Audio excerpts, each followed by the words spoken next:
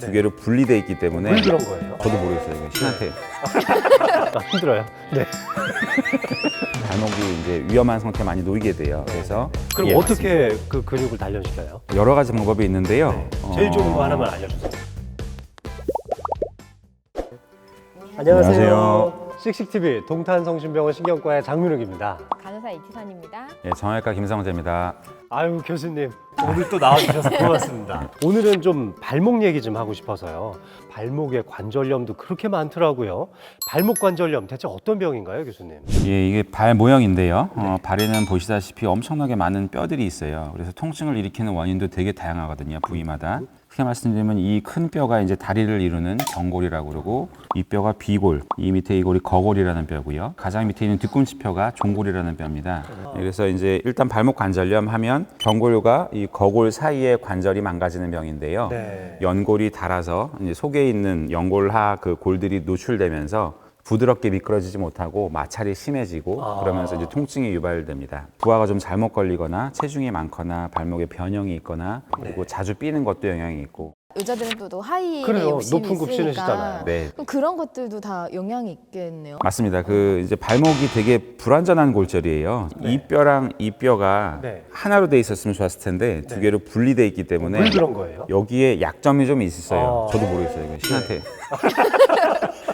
네, 그래서 이제 세 개의 인대가 있는데 보통 발목을 삐게 되면 네. 앞쪽에 하나는 거의 항상 끊어지신다고 보면 되고요. 그래요? 예, 삐끗삐끗한다고 그러죠. 네, 네, 그게 이제 바깥쪽 인대가 손상되면서 오는 그런 불안정성인데요. 네네. 이게 이제 한 번 삘 때마다 계속 찢어진다고 보시면 되고요. 조금씩 계속 그쵸. 손상을 받는군요. 정해진 각도에서는 움직여야 되는데 약간 앞으로 빠지면서 더 과도한 관절이 움직이게 되면서 더 긁히게 되고 손상이 더 그쵸. 가중되고 점점 더 이제 악순환의 고리를 타는 거예요. 맞습니다. 사실 무릎 같은 곳은 수술을 많이 하잖아요. 예, 맞습니다. 그 발목은 대체 어떻게 치료를 하나요? 발목 관절염이 사실상 환자분들이 많이 적어요. 무릎 관절염이나 고관절에 비해서. 그리고 발목 관절 자체가 관절염이 생겨도 증상이 심하지 않은 경우가 많고, 그리고 수술 자체가 이 다른 관절처럼 이 발목만 신경 쓰면 되는 게 아니라 각각의 원인에 따른 치료를 할 수 있어야만 결과가 좋기 때문에 쉽게 접근하기가 힘들어서 아직까지 다른 관절에 비해서 막 활성화된 수술은 아니라고 말씀드릴 수 있습니다.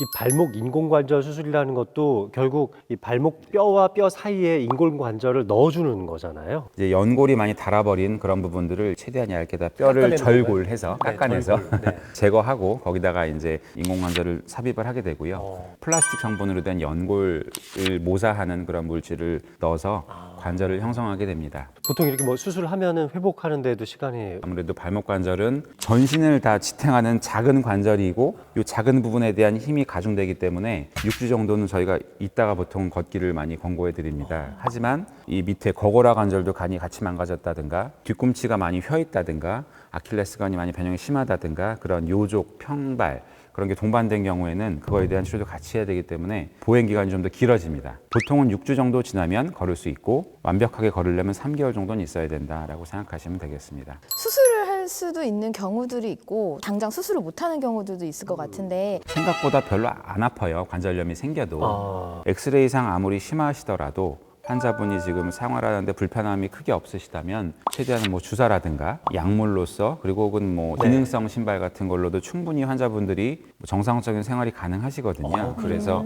저는 최대한 그런 보존적 치료를 좀 권고를 미리 좀 해드리는 편이고요. 그런 걸로 3개월 이상 꾸준히 치료해봐도 삶의 질이 많이 떨어진다, 우울하다 그러실 경우에 선택적으로 좀 수술을 권고해드리는 편입니다.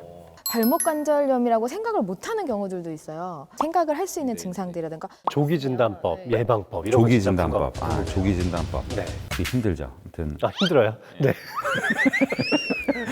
보통 대부분의 그런 통증은 일시적인 힘줄염이나 네. 활액막염들로 그냥 오고 가는 통증들이 많기 때문에 네. 우리 많이 걷고 나면 발이 아프잖아요. 그렇죠. 근데 좀 쉬고 약 먹고 보면 좋아지잖아요. 네. 그 상태가 그냥 유지되면 안 오셔도 되는데 계속 아프신 게 유지된다고 보면 한번 와보시는 게 안전합니다. 그리고 이제 워낙 불안정한 관절이다 보니까 관절 주변으로 흘러가는 그런 근육들이 있어요. 네. 그래서 근육들을 개발시킴으로써 근력을 강화시키면 훨씬 더 그런 발 통증을 완화시킬 수 있습니다. 그럼 예, 어떻게 그 근육을 단련시켜요? 여러 가지 방법이 있는데요. 네. 제일 좋은 거 하나만 알려주세요. 첫 번째는 이제 아킬레스건이 있어요. 우리 네네. 발에 이제 아킬레스건이 뒤에서 이제 잡아 당기면 발이 네. 이렇게 올라가죠. 그래서 그렇죠. 발을 치고 나가게 하는 역할을 하는 게 아킬레스건인데요. 이게 너무 타이트하신 분들이 있어요. 네. 너무 타이트해지면은 발이 이렇게 부드럽게 이렇게 걸어가면 좋은데 네.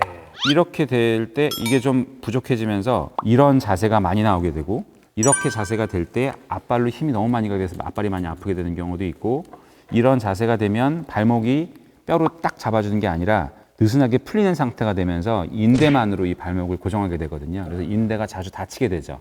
이런 식으로 아래쪽으로 그렇죠. 굴곡되어 있을 때 이럴 때 하이힐 자세라든가 네. 발목이 이제 위험한 상태 많이 놓이게 돼요. 네, 그래서 네, 아킬레스건을 좀 부드럽게 아. 스트레칭을 많이 해줘서 네. 발목이 좀 부드럽게 걸어가게 하는 방법이 가장 좋은 방법 중에 하나입니다. 요즘에 워낙에 뭐 좋은 영상들 많으니까 네. 아킬레스건 스트레칭을 꾸준히 해주는 걸 저도 일단 하나 권고해드리고 있습니다. 아. 네, 오늘 이 발목의 관절염에 대해서 알아봤는데요.